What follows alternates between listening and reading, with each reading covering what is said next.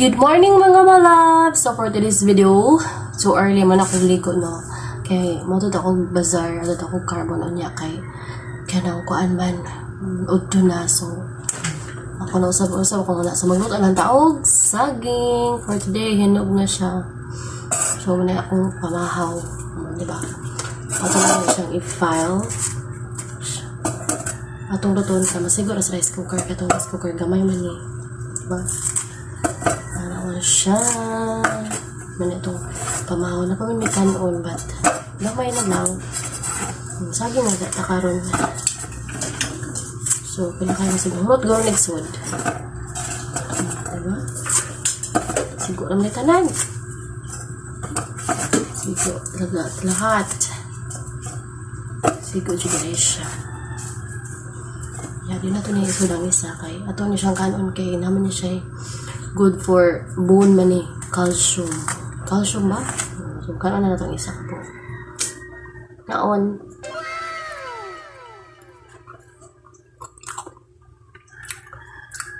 Lambe. Lambe. Lambe. Hindi mo kung kaano hag na basher. Basher ko din. Iyay. Yung galing ko, yung lang lambe. Yung di man, kaya pagkasunod. Wala ba ni edit-edit? Kamu na bahala da. Tapos tagsagin ko ito ngayon note kaya ito sa dinong almas. Dagan siya benefits. Number 1 is calcium, para sa ikatong taas is sugar. Tabo. Iya. Asa na ko ba rin? Hintutang na. Dahil yun, muna, magluto na ng saging kay dili man taka. Itong carbon kay udto na, matatalid to niya. Wala tayo ano. Wala tayo makapalit ng mga gulay. Wala man niya, ito na siya kasigtan. Look! Oh, what I sud. Yun ang musiga. Okay. Salamat sa luto na. So, see you later. Maluto na.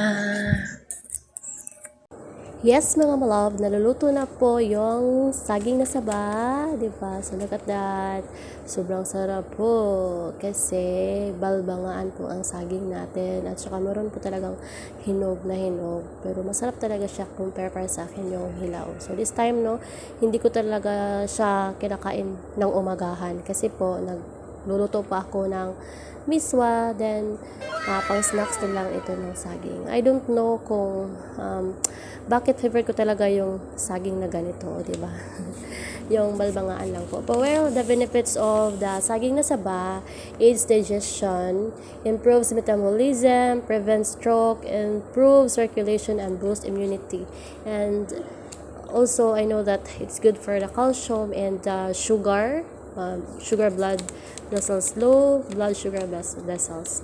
So I hope that you will help me to share this video so that everyone will know also the benefits of saging na saba. Thank you for watching. Don't forget to pray and put everything to God. Always remember that God is our personal savior and is coming soon. And magchika sa tabi tao. I'm not done yet. Diba? So, nga na siya kalami ang saging no. Dalawa na ako nahurpas-pas. Bilis kong kumakain ng saging na saba. Look at that, hinog na po siya. So, masarap talaga siya. Para sa akin, kailangan natin kumain ng kanin or kasi yung saging na saba is it can cause also, there is also a bad effects of our tummy, especially yung mayroong hypertension kasi yung saging maka-hyper din yan pag masusobrahan. So dapat kakain na lang tayo ng enough lang din, hindi yung sobra-sobra, o diba? Ganon. So I don't know if tama ba ako mali, but as long as I know, my favorite is banan na saba. Thank you for watching. God bless. Take care.